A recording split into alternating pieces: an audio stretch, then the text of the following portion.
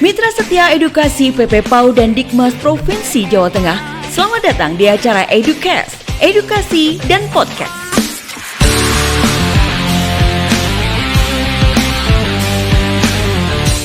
Assalamualaikum warahmatullahi wabarakatuh.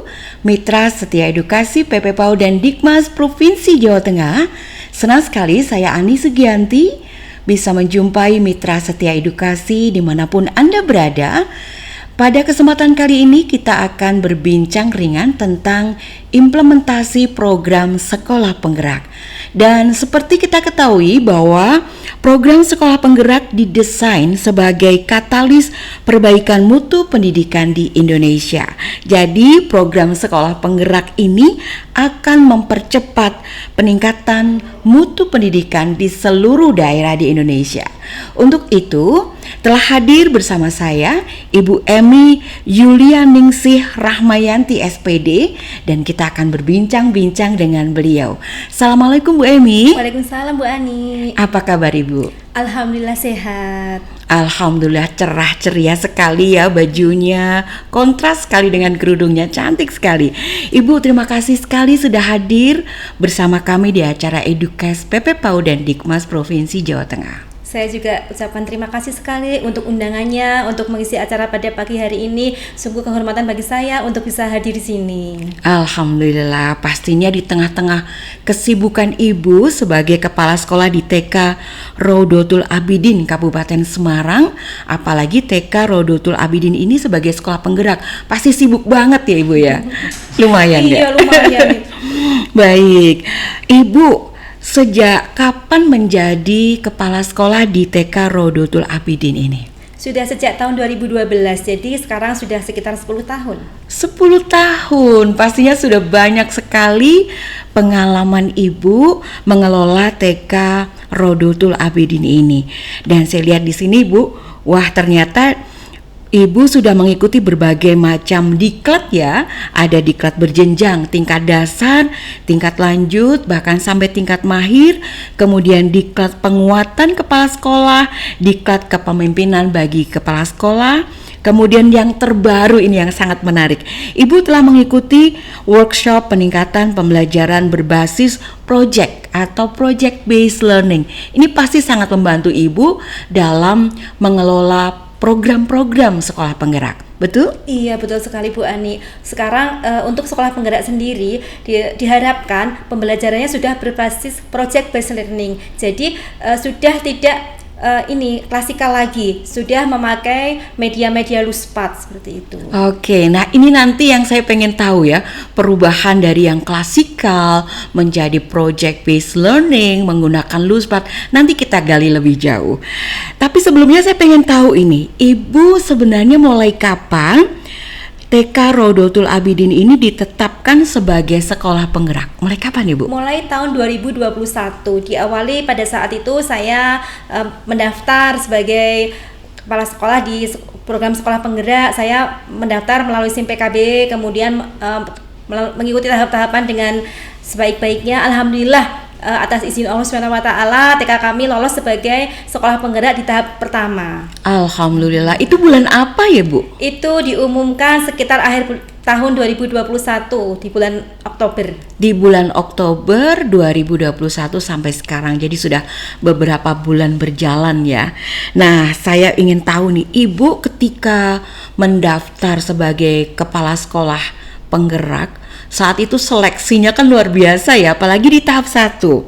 Dan ketika Ibu dinyatakan lolos sebagai kepala sekolah program sekolah penggerak ini, bagaimana sih perasaannya gitu?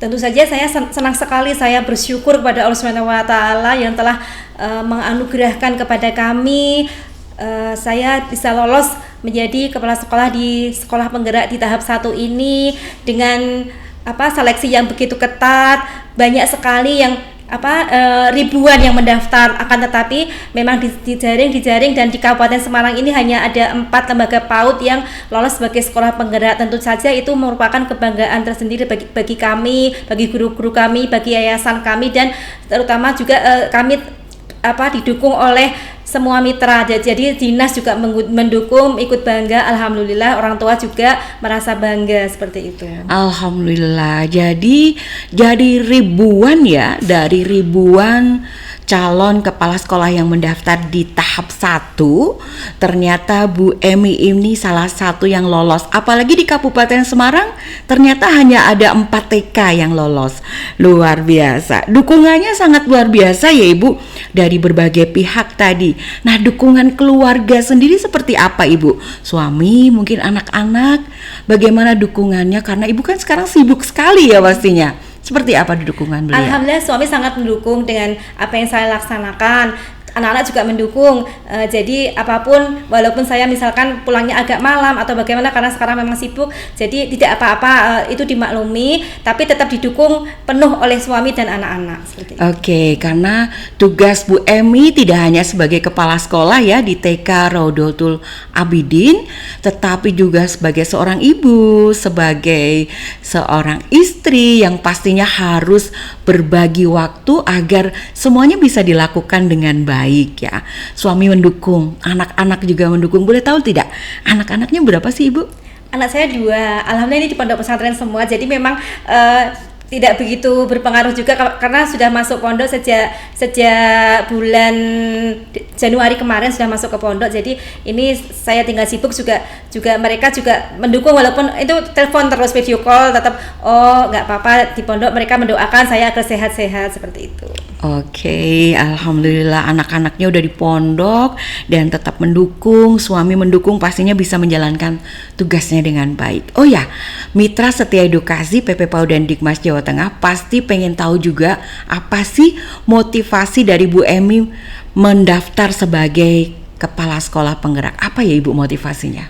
Motivasi saya ingin mendaftar sekolah penggerak ini, yang pertama itu karena saya penasaran. Berawal dari penasaran, saya mencari informasi, saya bertanya kepada dinas, kepada sumber-sumber yang ada di internet, kemudian saya buka-buka SIM PKB, saya pelajari sebenarnya apa sih sekolah penggerak ini, dan saya mulai tertarik. Kemudian dari situlah saya mulai mendaftar. Bismillah, saya mengikuti semua prosesnya dengan baik dan berusaha semaksimal mungkin mengisi dari esainya, dari CV-nya, kemudian mengupload semua berkas-berkasnya saya usahakan dengan sebaik-baiknya. Kemudian untuk melewati tahap wawancara, tahap simulasi mengajar juga saya persiapkan dengan baik pula, dan alhamdulillah memberikan hasil yang maksimal. Alhamdulillah saya lolos sebagai kepala sekolah di sekolah penggerak di angkatan 1 ini. Luar biasa, karena tahapan-tahapan dalam seleksi calon kepala sekolah penggerak ini nggak main-main. Ada beberapa tahapan ya Ibu ya, dan itu dilalui Ibu yang akhirnya lolos. Oke, boleh tahu dong Ibu tips dan triksnya agar bisa lolos seleksi program sekolah penggerak, karena kita tahu ribuan calon kepala sekolah penggerak yang mendaftar ini banyak sekali yang nggak lolos, karena di tahap 1 kan hanya berapa ya yang belum semuanya. Nanti kita akan bertahap dan saat ini sedang seleksi di tahap 3. Nah, tipsnya bagaimana Ibu biar bisa lolos? Iya, baik. Untuk tipsnya sendiri saya dari awal mendaftar saya berdoa bismillah, kemudian saya izin dulu kepada ketua yayasan saya karena saya ada yayasannya, dan di situ harus ada izin dari yayasan. Kemudian saya matur kepada ketua yayasan bahwa saya ingin mendaftar sebagai sekolah penggerak. Kemudian yayasan saya bertanya itu apa, kan belum tahu. Saya sharekan tentang sekolah penggerak. Kemudian beliau juga mendukung. Oh iya, silahkan Bu Emi, silahkan mendaftar saja. Iya Bapak, saya minta doanya, saya ingin mendaftar. Bismillah, doakan semoga saya lolos seperti itu. Kemudian di tahap selanjutnya saya mengisi semua yang ada diminta di SIM PKB itu, termasuk mengupload syarat-syaratnya. Kemudian saya upload juga untuk sertifikat diklat yang sudah saya ikuti, itu sesuai dengan permintaan di situ. Kemudian saya mengisi CV-nya dengan baik sesuai dengan yang diinginkan di situ. Kemudian saya mengisi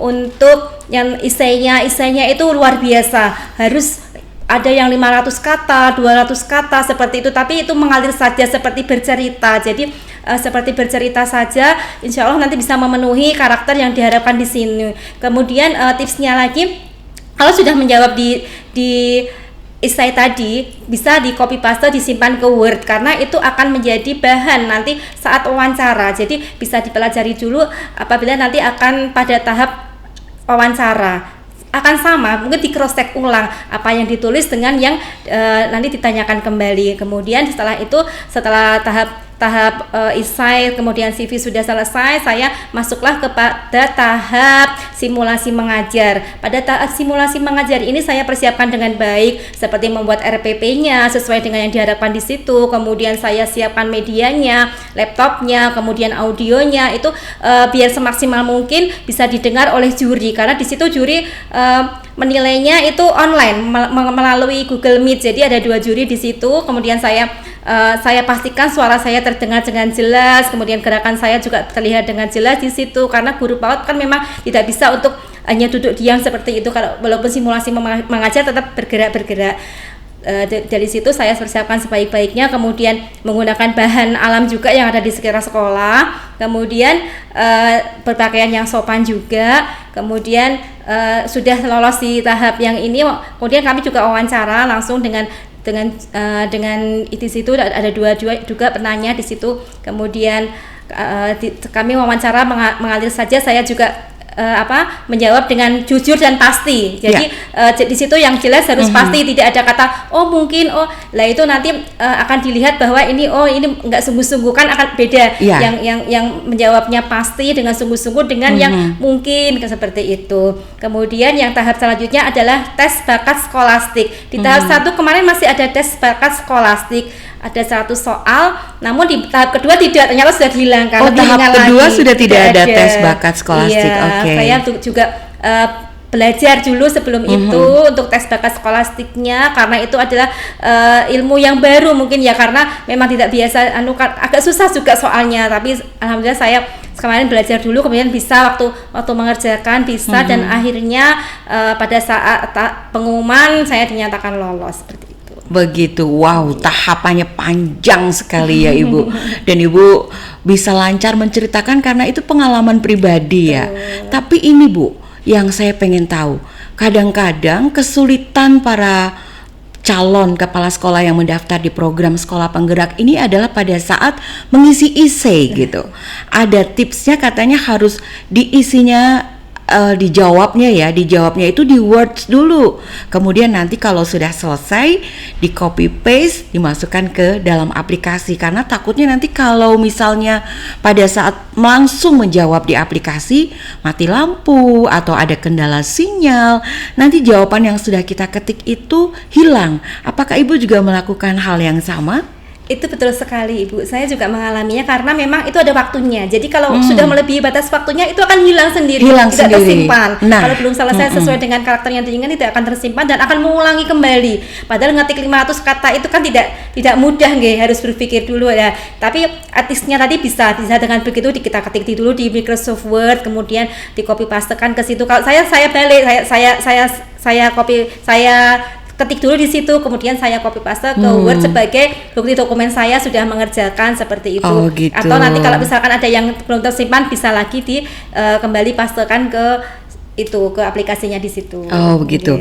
Jadi bagaimanalah pinter-pinternya kita ya, karena tadi yang Ibu tuliskan di jawaban-jawaban essay itu yang katanya nanti akan ditanyakan juga pada saat wawancara. Betul ya Bu ya? Betul sekali Ibu. Dan tips bagi saya, jangan sekali-sekali googling, jadi mencari jawaban di Google, karena itu kan hanya pengalaman pribadi apa yang sudah dilaksanakan. Nanti akan susah pada saat wawancara apabila googling kan nanti lupa atau bagaimana, dan sistem mungkin juga tahu ini jawabannya kemarin cari di Google seperti itu.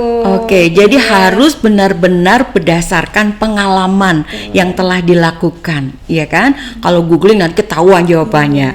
Baik, ketika praktek mengajar atau simulasi mengajar, itu tadi persiapannya luar biasa ya, sampai pencahayaan, audionya.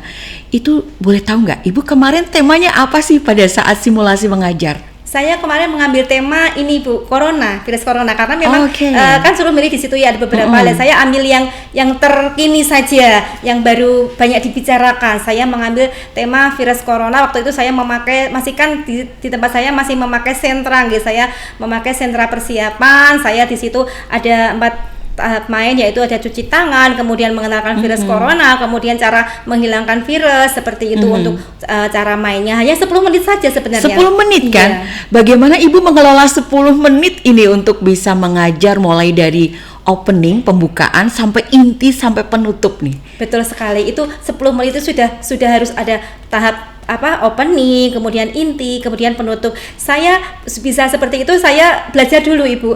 Biar cukup waktunya, saya coba pakai stopwatch di rumah, kemudian di depan teman-teman juga ini saya coba tolong dinilai saya sudah bagus belum dalam mengajar seperti itu. Di depan guru-guru tidak usah malu. Kita bisa belajar dulu sebelum nantinya akan dinilai oleh penilai seperti itu. Dan Ibu menggunakan media-media tertentu gitu untuk menjelaskan tentang virus corona? Betul. Saya untuk menghilangkan virusnya, saya itu simulasi untuk menghilangkan virusnya saya memakai air, kemudian sabun, kemudian merica itu nanti kan jadinya dicerupkan ini nanti kan itu hilang. Oh iya, yang percobaan sederhana ya untuk Sains, membuktikan tentang mengapa kita penting untuk cuci tangan gitu kan. Betul.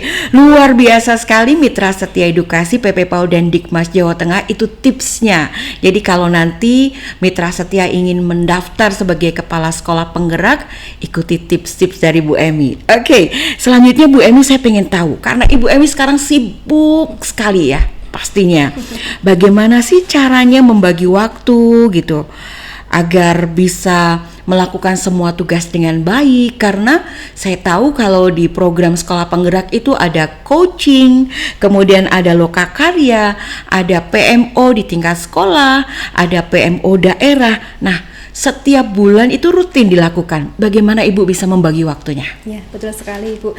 Untuk PMO, coaching, lokakarya itu memang rutin setiap bulan. Jadi kami memang sibuk setelah memang menjadi sekolah penggerak. Namun saya berusaha juga bisa membagi waktu antara saya menjadi orang tua, kemudian menjadi istri di rumah, menjadi di sekolah menjadi kepala sekolah bagi teman-teman. Jadi saya tetap ada jadwal untuk supervisi guru-guru, dan tapi tidak meninggalkan juga tugas yang sebagai kepala sekolah penggerak yang tetap saya PMO, kemudian lokakarya itu tetap saya laksanakan. Jadi ada jadwal-jadwal yang sudah tertata di situ, jadi saya laksanakan seperti itu.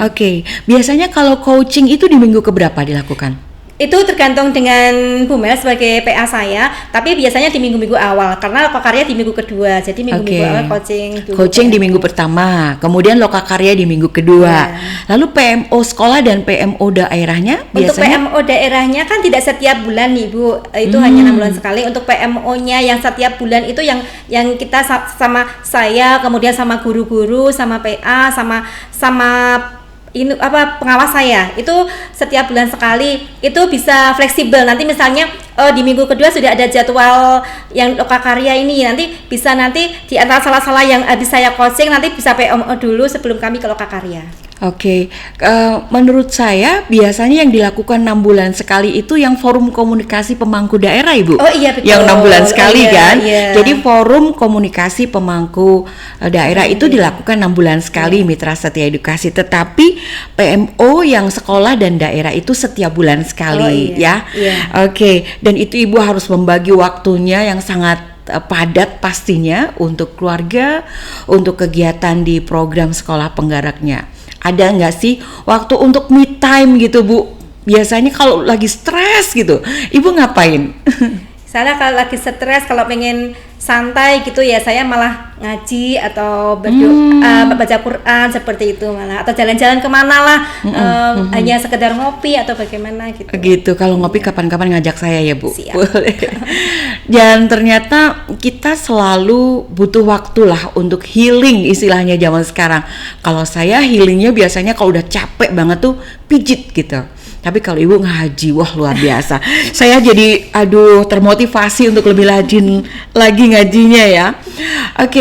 Dan selanjutnya saya pengen tahu Ibu, sebagai sekolah penggerak saat ini, apa sih sebenarnya keuntungan yang didapatkan TK Raudotul Abidin ini sebagai sekolah penggerak? Iya, alhamdulillah sebagai sekolah penggerak saya mendapatkan bantuan dari kementerian, yaitu berupa PHBS, sarana cuci tangan itu seperangkat itu banyak sekali, kemudian sarana TIK, ada Chromebook, ada proyektor, ada LCD-nya, kemudian kami dapat lagi itu BOP kinerja seperti itu.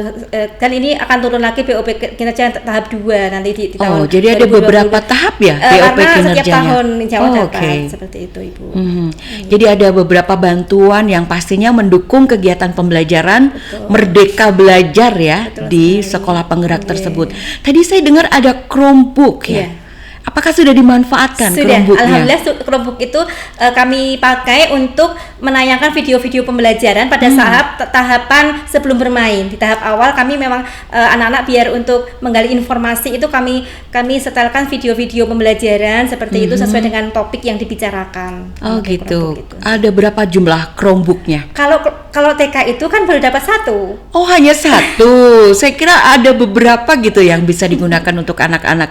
Jadi hanya 1 Chromebook dan itu dipegang oleh guru untuk membantu menjelaskan kepada anak tentang topik yang sedang dipelajari. Karena kami ada 7 kelas dan Chromebook-nya baru 1. Jadi yang lain ya pakai laptopnya guru-guru, bawa laptop memang. Oh gitu. Saya tertarik ini, Ibu tadi bilang 7 kelas. Itu TKA dan TKB atau hanya TKA saja? TKA dan TKB. Oh, TKA dan TKB ada 7 kelas. Kalau implementasi program sekolah penggerak ini kan sementara baru untuk usia 5-6 tahun. Jadi yang di TKB ada berapa rombelnya? Yang Untuk TKB sendiri kami ada 3 rombel, Ibu. Kami jadikan 3 rombel. Kemudian alhamdulillah sudah menggunakan metode project tadi dan menggunakan media Luspad. Oh begitu. Baik, nah ini yang saya jadi pengen tahu lebih lanjut seperti apa implementasi program sekolah penggerak di TK Rodotul Abidin. Program-program apa saja yang sudah diimplementasikan, program-program inovasinya mungkin sampai kepada pembelajarannya tadi yang sudah menggunakan project based learning dan menggunakan Luspad. Seperti apa Ibu, boleh diceritakan? Ya. Setelah kami menjadi sekolah penggerak itu ada tahapan-tahapan yang kami lalui. Yang pertama yaitu kami melaksanakan diklat komite pembelajaran.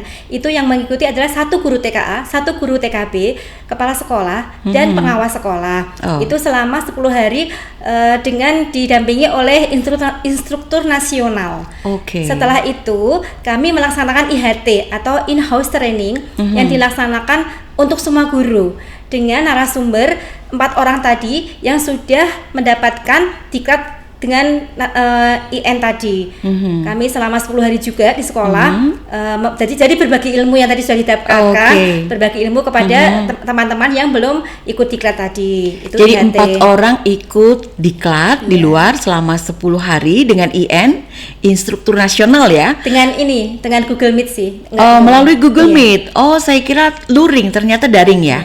Kemudian 4 orang tersebut menularkan ilmunya dengan guru-guru yang lain di TK Rodotul Abidin. Melalui in-house training. Apa yang mereka pelajari, Ibu? Yang mereka pelajari juga sama seperti tentang sekolah penggerak tadi, terus kemudian Merdeka Belajar, kemudian tentang capaian pembelajaran, inovasi-inovasi pembelajaran seperti itu. Ya. Dan pastinya karena kurikulumnya berubah ya Ibu, dari kurikulum 2013 PAUD kemudian sekarang menggunakan kurikulum Merdeka. Bagaimana dengan perubahan tersebut? Yang tadinya klasikal katanya, pembelajarannya klasikal, kemudian harus yang berpusat pada anak, ya kan? Dengan menggunakan metode project, medianya juga Luspad. Dampaknya seperti apa ini dari guru-gurunya mungkin ke guru ke anak gitu? Boleh diceritakan? Baik, kalau di TK kami sendiri pada saat terakhir sebelum kami mendaftarkan sebagai sekolah penggerak sudah berubah menjadi sentra, pendekatannya menggunakan sentra.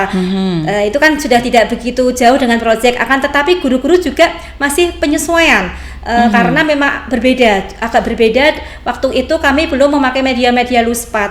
Untuk guru sendiri memang masih harus banyak belajar, terus belajar untuk bagaimana bisa mengemas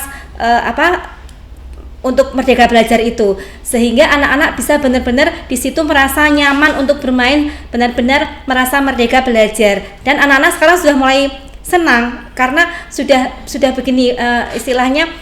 kayak bermain. Aku senang sekarang sekolahnya seperti bermain. Begitu juga dengan orang tua. Orang tua juga sangat mendukung, walaupun sering kami repoti, misalnya anak-anak hari ini mau buat proyek apa, misalnya kandang, besok anak-anak membawa kardus. Begitu juga orang tua dengan sukarela membawakan dari rumah. Jadi mereka juga mendukung, mereka senang. Jadi tetap kami alhamdulillah didukung oleh semua pihak. Jadi bisa berjalan dengan baik seperti itu. Oke. Kalau guru-gurunya tadi kan katanya dari model pembelajaran sentra kemudian beralih ke proyek ini perlu banyak penyesuaian, perlu banyak belajar. Tapi nggak terlalu sulit kan? Ada kesulitan-kesulitan nggak yang dihadapi? Alhamdulillah tidak begitu sulit, karena kami juga kemarin juga sudah melaksanakan juga pelatihan di sekolah. Kami memanggil narasumber, kemudian di situ guru-guru semua praktek. Begitu kami juga sudah melaksanakan ini juga study banding yang terbaru. Kemarin kami juga ke anak cerdas juga untuk melihat bagaimana sih metode proyek dengan media Luspat seperti itu. Oke, jadi kalau guru-gurunya sudah mulai bisa menyesuaikan diri, anak-anaknya lebih senang ternyata ya. Betul. Dengan model pembelajaran terbaru ini. Nah, kira-kira capaian pembelajarannya lebih mudah bisa dilihat atau bagaimana Ibu? Untuk capaian pembelajarannya sendiri kami lebih mudah melihatnya, karena guru-guru juga sekarang menilainya kan berdasarkan ini ya yang dilaksanakan anak. Kalau anak sudah wow, saya sudah bisa buat ini seperti itu, nanti dibuatkan learning story-nya, kemudian dengan foto-foto bukti otentiknya. Lah itu bisa buat nanti pelaporan ke orang tua. Oke, jadi ada learning story ya sekarang untuk laporan perkembangan anaknya ya, pakai learning story. Oke, boleh sedikit diceritakan learning story-nya seperti apa?